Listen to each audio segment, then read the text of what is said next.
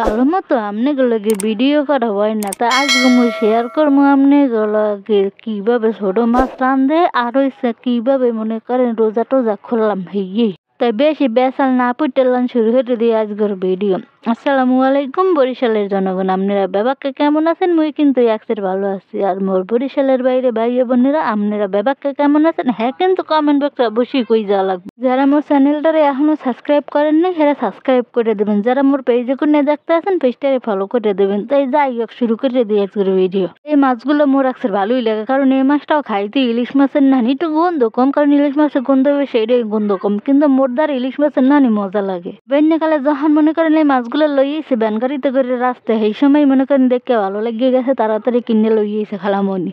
বাড়িতে এনে কুটে মুটে ফ্রিজে থুয়েছিল, হেই এবার বিয়াল বেলা মনে করেন বাজতে পাইয়ে গেছে, কারণ মোরা সরকারি তেল লাগে মনে করেন মাছ ভাইজা খাই বেশিরভাগটা সময়। রান্নার চাইতে ভাজা মাছ বেশি মজা লাগে।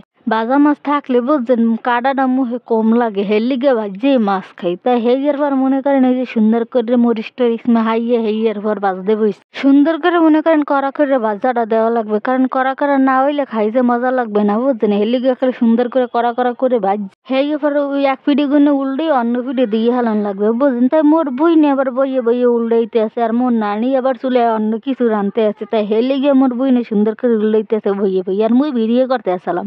তবে একটা কথা কি জানেন, রোজা থাকতে কাম কাজ করতে মনে করেন ভালোই লাগে না, কিন্তু অনেকের হেফারে জোর করে করা লাগে। কিন্তু মুই কোনো কাম কাজ করি না রোজা থাকতে, কারণ মুই হইছে আলিশা বুঝছেন। এই কথাটা কইতে বাজে নাকি? এগুলো এবার হাঁক রান্দার লাগে মনে করেন যে হেরা সবাই ওই পেঁয়াজ বয় দিয়েছে সুন্দর করে ভাজতে আছে, কারণ হাঁক রানবে। হাঁক কি জানেন? আমরা যেটা শহরের ভাষা শাক কন শাক।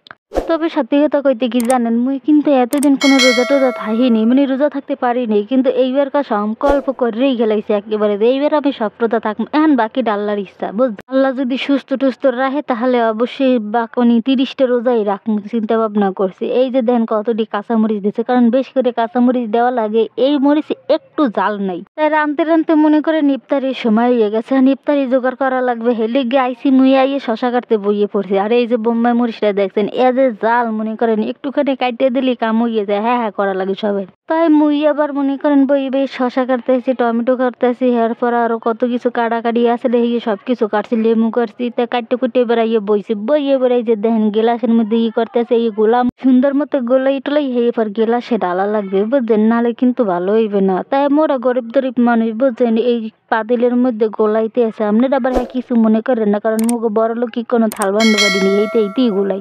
বাকি ভালো থাকবেন, সুস্থ থাকবেন, দেখা হইবে আগামীকাল। আসসালামু আলাইকুম।